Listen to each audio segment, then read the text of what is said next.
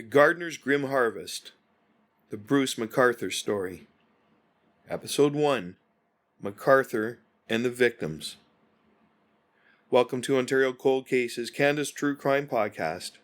I'm your host, Jay Nichol of Nichol Investigations. Today, we begin a chilling 3-part series on Bruce McArthur, one of Canada's most notorious serial killers. This episode contains descriptions of violence that may not be suitable for all listeners. Please take care as we dive in. In the heart of Toronto's gay village, a sense of unease began to spread. What was once a vibrant and welcoming community was now shadowed by fear as men started to disappear without a trace. Little did they know, a predator was lurking among them, hiding in plain sight. This is McArthur and the Victims.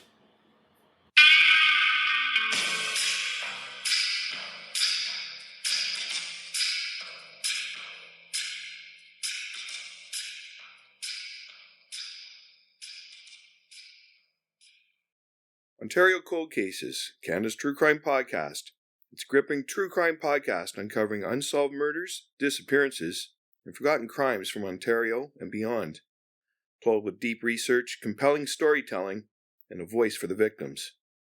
Join us today, where every clue could lead to answers, and every case deserves a second look.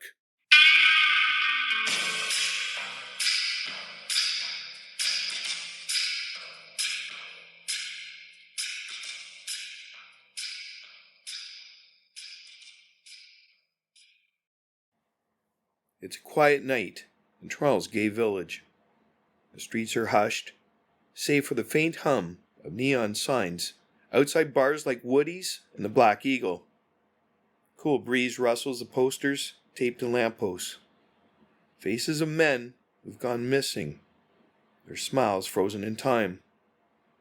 Once a place of laughter and belonging, the village is now tinged with dread. Friends whisper over coffee at Church Street Espresso. Have you seen him? It's been weeks. The disappearances are piling up, and no one knows why or who's next. This is the chilling tale of a hidden predator. A man who walked these streets, shared drinks at these bars, and blended into the very community he preyed upon. In this episode, we'll uncover Bruce McArthur's life, from his rural roots to his dark descent, and honor the men he took from this world. Step in to the shadows together. McArthur's background. Bruce McArthur was born on October 8, 1951, in Lindsay, Ontario, a small farming town about 2 hours northeast of Toronto. Life there was simple but rigid. Raised on the farm with his older sister Sandra, Bruce grew up under the strict gaze of his Presbyterian parents. His father, in particular, was a towering figure, stern, traditional, and unrelenting in his expectations. Bruce was expected to be tough, to follow the rules, to fit in.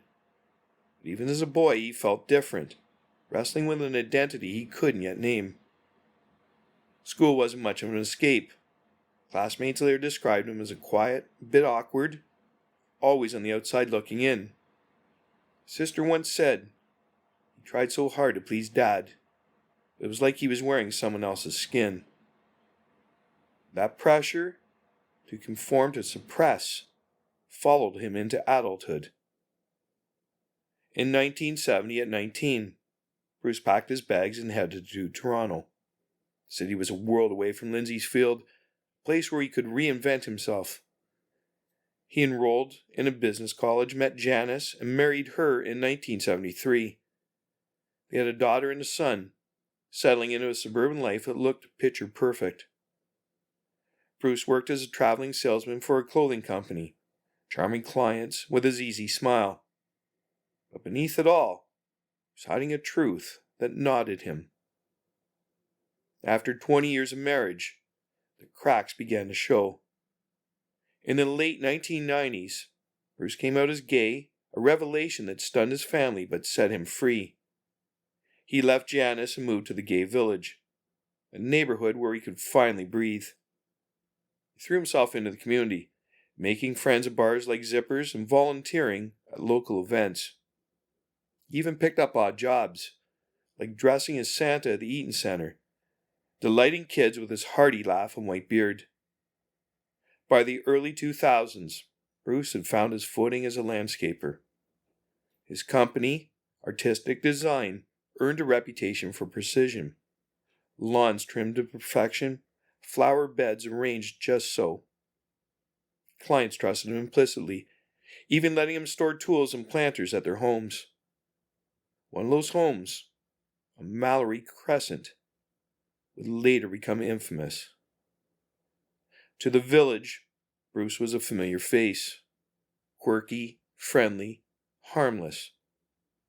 But there were hints of something darker. In 2001, he assaulted a sex worker with a metal pipe. A violent outburst that landed him a conditional sentence and a ban from parts of the village. Yet he bounced back, brushing it off as a one-time lapse. No one suspected that beneath his meticulous gardening and jovial demeanor lay a capacity for unthinkable cruelty. Up next, the victims.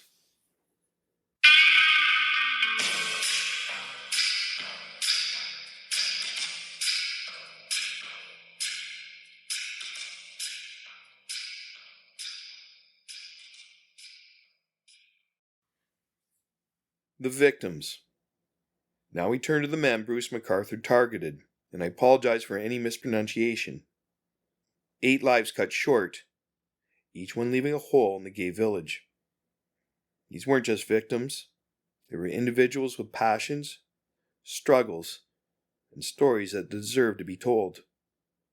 The village was their haven, their workplace, their home, until it became their undoing. Skandaraj Navaratanam, or Skanda, was 40 when he vanished in September 2010. A Sri Lankan refugee, he'd escaped war to build a new life in Toronto. He worked as a teaching assistant and was the life of any gathering. Skanda's legendary Scrabble nights were the stuff of local lore. Friends crammed into his apartment, laughing as he dominated the board with words no one dared challenge. He'd grin and say, "Triple word score, suckers," his friend Kevin Nash recalled. Skanda was last seen leaving Zippers with 2 men. When he didn't show up for his usual coffee run, the community knew something was wrong.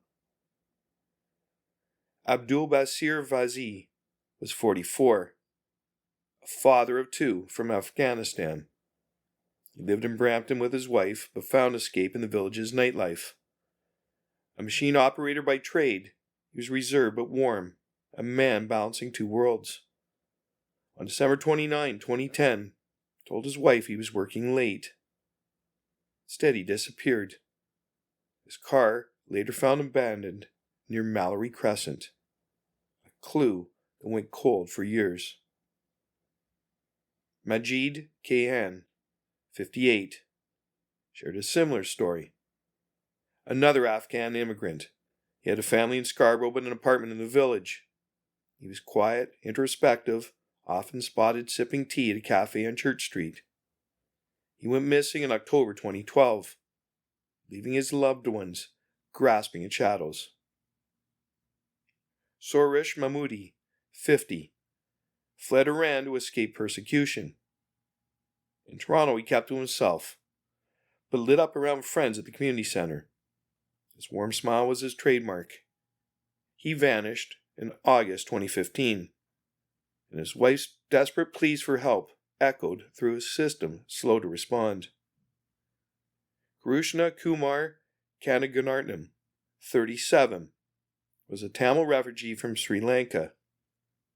Denied asylum, he lived in hiding, fearing deportation. He disappeared in January 2016, but with no one to report him missing, his fate stayed silent. Another life slipped through the cracks. Dean Liswick, 47, was a fixture in the village's rougher edges. Homeless and battling addiction, he still had a heart of gold. Once, he gave his last dollar to a stranger shivering outside Allen Gardens. "Take it," he said. "I'll manage." He went missing in April 2016. His absence barely a ripple to authorities. Selim Essen, 44, arrived from Turkey in 2013 with dreams of a fresh start. A photographer and lover of Turkish coffee, he had a gentle way about him.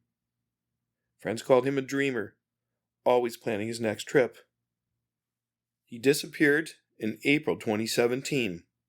His camera left behind with unfinished shots. Andrew Kinsman, 49, was a cornerstone of the village. A building superintendent by day, poured his soul into poetry at night. His quiet activism touched many. Lines like, "In the silence of the night, we find our strength," spoke to his depth. When he vanished in June 2017, the community rallied, refusing to let him fade. These men were the heartbeat of the gay village, some seeking refuge, others building lives. Their absences sent ripples of grief and fear through the streets, eroding the trust that once defined this place. Up next, the crimes.